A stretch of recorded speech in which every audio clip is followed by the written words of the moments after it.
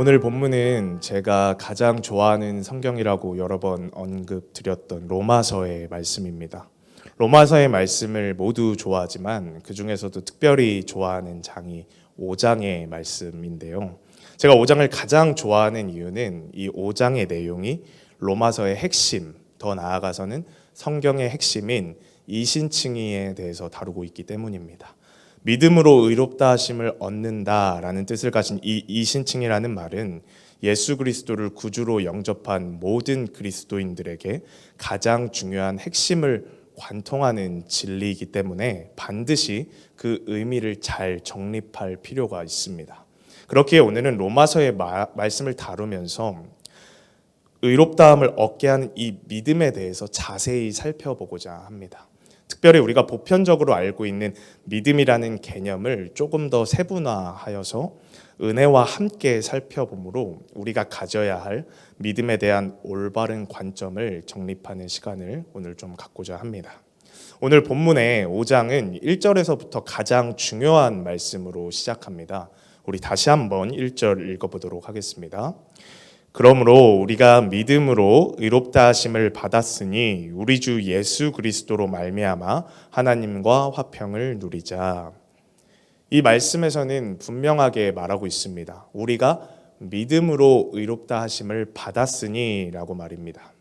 그런데 이 1절에서 조금 특이한 점이 한 가지 있습니다. 분명히 이 5장을 시작하는 1절임에도 불구하고 처음에 그러므로 라는 말이 나온다는 겁니다. 보통 그러므로라는 접속사는 무언가 앞의 내용과 이어질 때 쓰입니다. 즉 앞의 내용이 이러하니 다음 뒤의 내용이 이러하다라고 할 때 쓰이는 게 그러므로라는 접속사죠. 즉 1절에 그러므로 우리가 믿음으로 의롭다 하심을 받았으니 라는 말의 깊은 이해를 위해서는 우리가 4장을 살펴보아야 한다는 것입니다. 4장을 살펴보면 4장의 가장 중요한 주제가 무엇이냐라고 요약을 한다면 아브라함의 믿음입니다. 4장 2절에서 3절의 말씀을 함께 보도록 하겠습니다. 만일 아브라함이 행위로서 의롭다 하심을 받았으면 자랑할 것이 있으려니와 하나님 앞에서는 없느니라. 성경이 무엇을 말하느냐? 아브라함이 하나님을 믿음에 그것이 그에게 의로 여겨진 바 되었느니라. 우리에게 아브라함이 믿음의 조상으로 불리우게 된 사건이 무엇인지 하나 꼽아봐라 라고 이야기하면 대부분의 사람들이 하나뿐인 아들 이삭을 번제물로 바치려고 했던 그 사건을 말할 것입니다. 물론 4장 후반부에서 언급하고 있는 100세가 될 때까지 하나님께서 자녀를 줄 것이라는 약속을 믿고 기다린 이 사건도 매우 큰 믿음의 사건입니다. 그러나 그 사건은 기다림을 취하는 수동적인 자세의 사건이었다면 이삭을 자신의 손으로 직접 죽여야 했던 이 사건은 굉장히 본인이 해야 하는 능동적인 사건이었기 때문에 조금 더 직접적으로 아브라함의 믿음에 대해서 시험하는 사건이었다고 생각이 됩니다. 그런데 방금 읽었던 4장 2절의 도입부를 보다 보면 조금 의문이 생기는 부분이 있습니다. 만일 아브라함이 행위로서 의롭다 하심을 받았으면 자랑할 것이 있으려니와 이 구절을 읽으면 조금 의문이 생깁니다. 아브라함은 분명 이삭을 바치는 하나님의 말씀을 따라 그 행동을 취하는 행위로서 믿음을 인정받은 것이 아닌가? 그런데 왜 아브라함이 행위로서 의롭다 하심을 받았다고 하지 않는 거지라는 생각이 들기 때문입니다. 저 역시도 그러한 의문이 들었던 적이 있습니다. 아브라함은 분명 행위로서 믿음을 인정받은 것 같이 보이기 때문입니다. 그런데 그러한 의문은 바로 다음 구절인 3절을 잘 이해하면 풀릴 수가 있습니다. 다음 3절을 다시 읽어보겠습니다. 성경이 무엇을 말하느냐? 아브라함이 하나님을 믿음에 그것이 그에게 의로 여겨진 바 되었느니라. 3절에서는 분명히 말하고 있습니다. 아브라함이 하나님을 믿음에 라고 말입니다. 우리는 이 말씀을 통해서 하나님께서 우리의 믿음을 바라보는 관점을 잘 이해할 필요가 있습니다.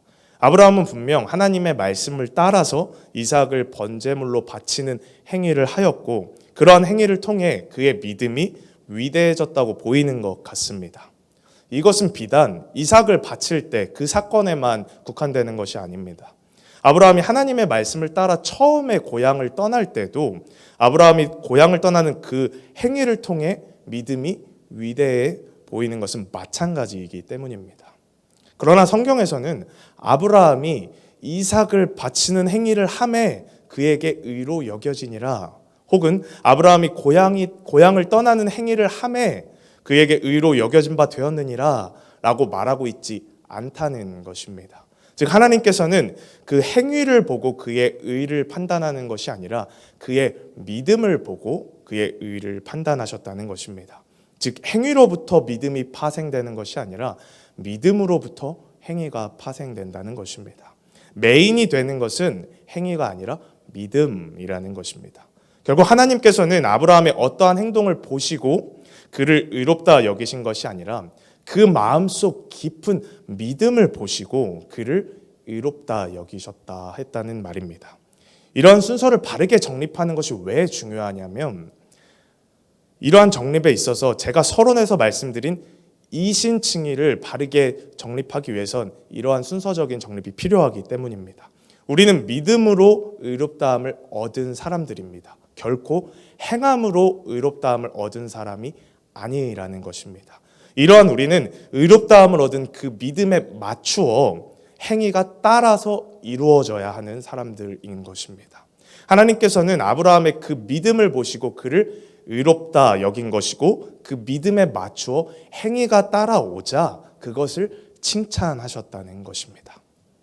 이러한 아브라함의 모습, 즉 믿음을 통해 의로 여겨진 것은 결코 아브라함에게만 국한되는 것이 아닙니다. 그 내용은 4장 말미에 나와 있는데요. 4장 23에서 25절을 보도록 하겠습니다. 그에게 의로 여겨졌다 기록된 것은 아브라함만 위한 것이 아니요 의로 여기심을 받을 우리도 위함이니 곧 예수 우리 주를 죽은 자 가운데서 살리신 이를 믿는 자니라. 예수는 우리가 범죄한 것 때문에 내줌이 되고 또한 우리를 의롭다 하시기 위하여 살아나셨느니라. 이 구절을 통해 분명하게 말씀해 주고 있습니다. 이렇게 의로 여겨지는 것은 아브라함에게만 국한되어 있는 것이 아니라 우리에게까지 포함된다고 말입니다. 그리고 나서 이렇게 의로 여겨지는 믿음, 즉 그 믿음의 근본이 되는 것이 무엇인지를 우리에게 이야기해 주고 있습니다. 우리의 믿음의 근본이 되는 것은 바로 우리를 위해 죽으시고 부활하신 예수 그리스도라고 로마서를 집필한 사도 바울이 힘주어서 말하고 있는 것입니다. 이러한 예수 그리스도를 믿는 것이 바로 의롭다함을 얻는 믿음이라는 것입니다. 이러한 4장의 내용에 이어 5장이 시작되기 때문에 5장의 1절이 그러므로라고 시작되는 것입니다. 우리 이 이해를 넣은 상태에서 다시 한번 1절을 읽어보도록 하겠습니다. 그러므로 우리가 믿음으로 의롭다 하심을 받았으니 우리 주 예수 그리스도로 말미암아 하나님과 화평을 누리자. 4장의 말씀과 어떻게 이어지는지 보이십니까? 아브라함이 결코 행함으로 의롭다 하심을 받은 것이 아니라 믿음으로 의롭다 하심을 받은 것 같이 우리 역시 믿음으로 의롭다 하심을 받는다고 말하고 있는 것입니다. 그리고 이러한 의는 아브라함에게만 국한된 것이 아니라 우리 주 예수 그리스도로 말미암아 그를 믿는 모든 자에게 미치는 것이라고 말하고 있는 것입니다.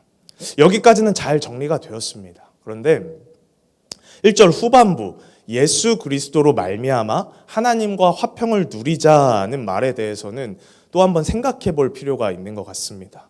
예수 그리스도로 말미암아 하나님과 화평을 누린다라는 말은 바꿔 말하면 예수 그리스도로 말미암기 전에는 하나님과 화평을 누리지 못했다는 말을 의미하지 않겠습니까? 그 해답을 찾기 위해서는 5장 8절에서 10절의 내용을 살펴보아야 됩니다. 5장 8절에서 10절 읽어보도록 하겠습니다. 우리가 아직 죄인 되었을 때에 그리스도께서 우리를 위하여 죽으심으로 하나님께서 우리에 대한 자기의 사랑을 확증하셨느니라. 그러면 이제 우리가 그의 피로 말미암아 의롭다 하심을 받았으니 더욱 그로 말미암아 진노하심에서 구원을 받을 것이니 곧 우리가 원수 되었을 때에 그의 아들의 죽으심으로 말미암아 하나님과 화목하게 되었은즉 화목하게 된 자로서는 더욱 그의 살아나심으로 말미암아 구원을 받을 것이니라. 이 구절에서는 우리가 예수 그리스도를 통하여 하나님과 화평을 누리기 전의 상태가 어떠했는지를 설명해 주고 있습니다.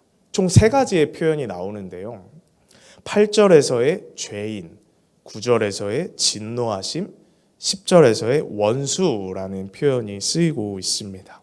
우리가 예수 그리스도를 통하기 전에는 하나님과의 관계에 있어서 이런 신분과 위치를 가지고 있었다는 것을 로마서 8, 9, 10에서 설명해 주고 있는 것입니다.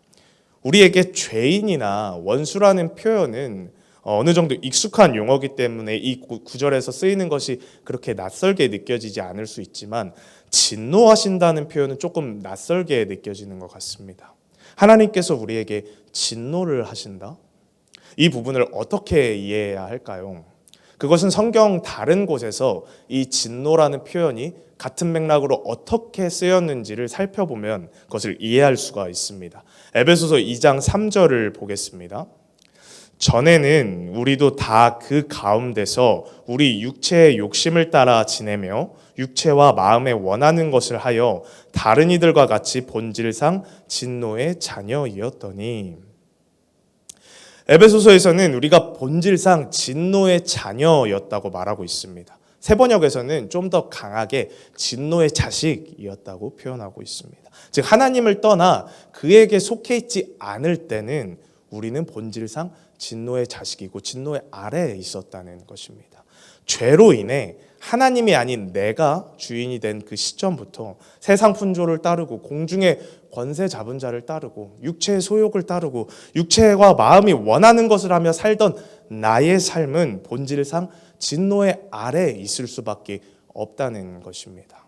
요한복음에서는 진노에 대해 이렇게 말하고 있습니다. 요한복음 3장 36절을 보면 아들을 믿는 자에게는 영생이 있고 아들에게 순종하지 아니하는 자는 영생을 보지 못하고 도리어 하나님의 진노가 그 위에 머물러 있느니라. 이 말씀에서는 분명하게 말해주고 있습니다.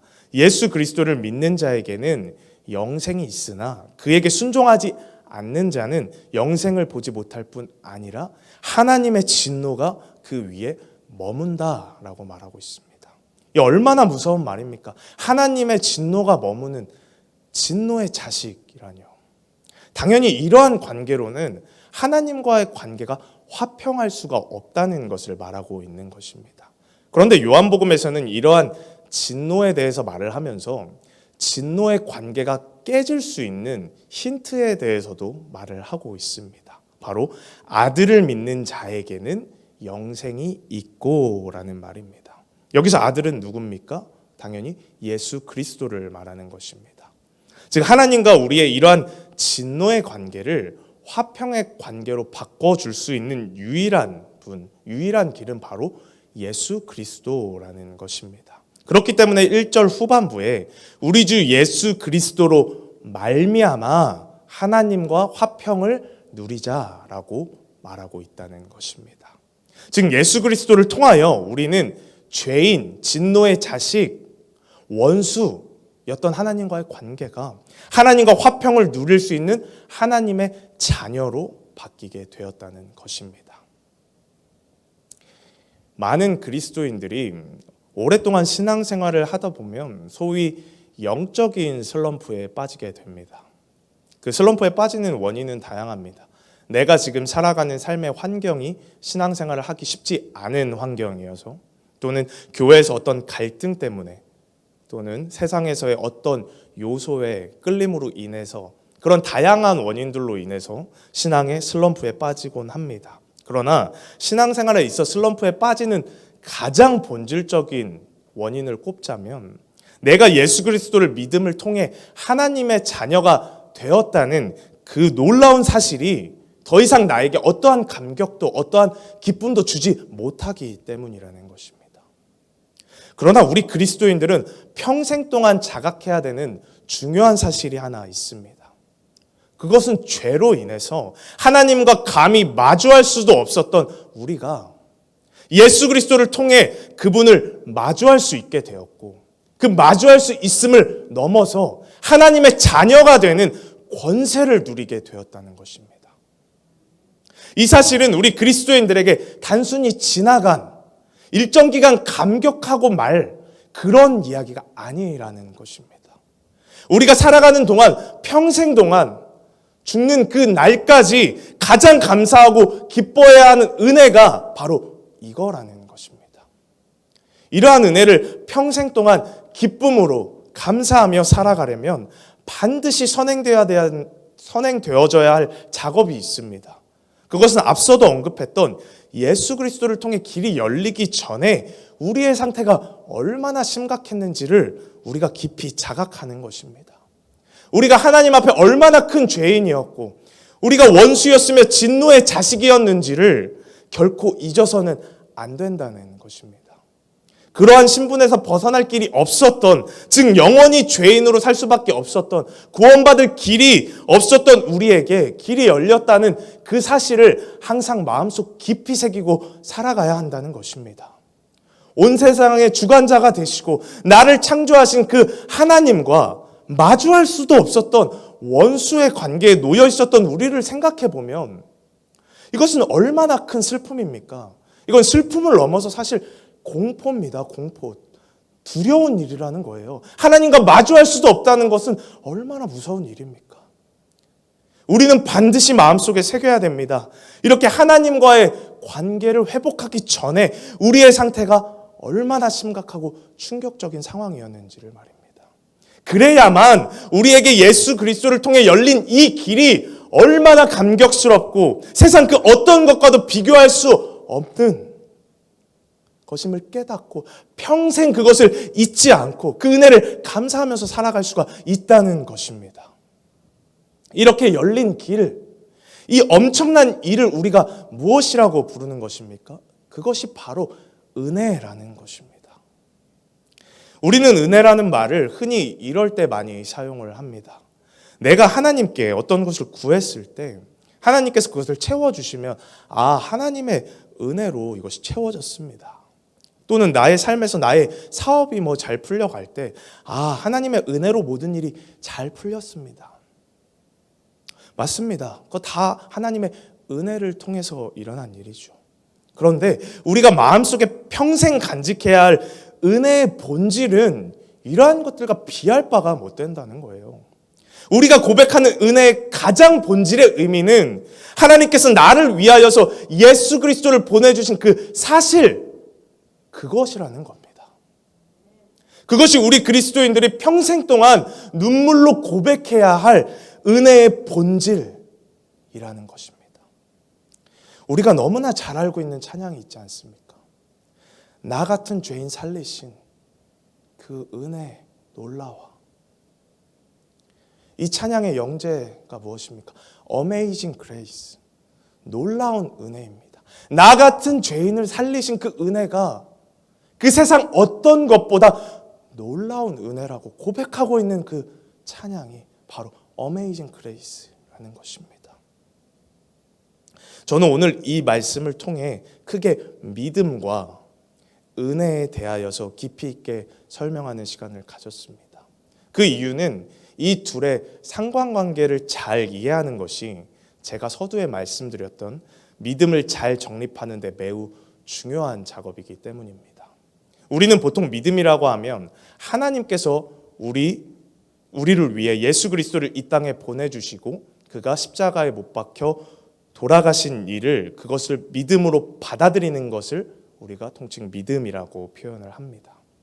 맞는 말입니다. 그런데 이러한 표현을 조금 더 세분화해서 나눌 필요가 있습니다. 하나님께서 우리를 위하여서 예수 그리스도를 보내주셔서 십자가에 못 박히게 하신 일까지로 자르고 그것을 우리가 믿고 받아들이는 것을 나누는 것입니다. 그래서 전자가 은혜가 되는 것이고 후자가 믿음이 되는 것입니다. 그렇다면 제가 왜 굳이 이 둘을 나누려고 하는 것일까요? 그것은 에베소서에 정답이 있습니다. 에베소서 2장 8절을 보면 너희가 그 은혜에 의하여 믿음으로 말미암아 구원을 받았으니 이것은 너희에게 난 것이 아니요 하나님의 선물이라. 이 구절은 은혜와 믿음의 관계를 분명하게 잘 설명해 주고 있습니다. 우리는 은혜에 의하여 믿음으로 구원을 받았습니다. 즉 하나님의 은혜가 있으므로 그 은혜를 믿는 믿음이 있을 수 있다는 것입니다. 쉽게 설명하자면 예수 그리스도를 이 땅에 보내주신 그 은혜가 없다면 어떻게 그 은혜를 믿는 믿음이 존재할 수 있냐는 것입니다. 즉 우리를 위하여 값없이 내어주신 그 예수 그리스도라는 은혜가 있기 때문에 우리의 믿음이 있다는 것입니다. 그렇게 우리는 값없이 주신 그 선물을 그저 감사합니다, 감사함으로 믿겠습니다 라고 받아들이면 되는 것입니다. 그것이 바로 믿음인 것입니다. 이 말은 우리가 우리의 믿음을 전혀 자랑할 것이 없다는 것을 설명하는 거예요. 오래전에 어떤 영화제에서 황정민 배우가 했던 수상소감을 많이들 기억하고 계실 겁니다. 그가 했던 수상소감이 영화 관계자들이 다 차려놓은 밥상에 자기는 숟가락만 얹었다라는 이야기를 한 적이 있습니다. 이것과 마찬가지인 겁니다. 하나님께서 예수 그리스도를 보내심을 통해 모든 것을 다 차려놓은 은혜라는 밥상 위에 우린 믿음이라는 숟가락만 얹었다는 거예요. 그런데 우리는 어떻습니까? 구원받은 공로를 다 나에게 돌리고 있지는 않습니까? 내가 믿었기 때문에, 내가 열심히 신앙생활을 했기 때문에 구원받는 거지, 내가 열심히 교회 다녔는데, 내가 열심히 봉사했는데, 헌신했는데 내 믿음 때문에 구원받는 거지 라고 말하고 있지 않냐는 겁니다. 틀린 말은 아닙니다. 내가 믿고 그 과정을 통해서 구원받은 것은 맞는 이야기입니다. 그러나 그 공로는 내가 아닌 내게 값없는 은혜를 베풀어 주신 하나님께 돌려야 한다는 것입니다. 그러한 관점으로 볼 때 우리는 나의 믿음이 내가 일구어낸 것이 아니라 하나님께서 베푸신 은혜를 통해 그저 주어진 것이라는 겸손한 마음을 가질 수 있는 것입니다. 말씀을 마무리하고자 합니다. 어떤 한 사람이 계곡에서 놀다가 급류에 휘말려 물에 빠지게 되었습니다. 그는 계속해서 물을 먹으면서 생사의 위기에 처해 있었습니다. 그런데 그때 가까이에 있던 구조대가 그를 향해서 구조용 튜브를 던져 주었습니다. 그는 밧줄로 연결된 그 튜브를 잡고 간신히 목숨을 건져서 구조될 수 있었습니다. 이 상황을 두고 어떤 누구도 와 죽을 뻔했던 저 사람이 튜브를 잡음으로 자신의 목숨을 구해냈네, 참 대단하다라고 말하지 않을 것입니다. 대신 와 죽을 뻔한 저 사람을 정확히 튜브를 던져줘서 구조대가 살렸네 라고 표현을 할 것입니다. 이것이 우리가 은혜와 믿음을 바라보는 올바른 관점이라는 것입니다.